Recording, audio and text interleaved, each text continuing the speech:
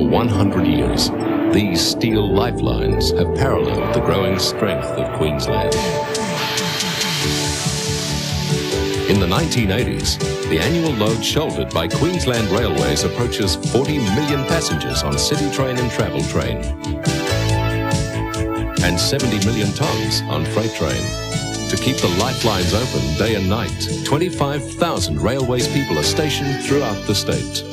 Thousands more jobs are created because Queensland companies are given priority to construct the world's largest rail electrification project in central Queensland, build new railway stations and provide services for this vital enterprise. We are the lifelines of Queensland. Queensland Railways. Moving ahead, moving Queensland.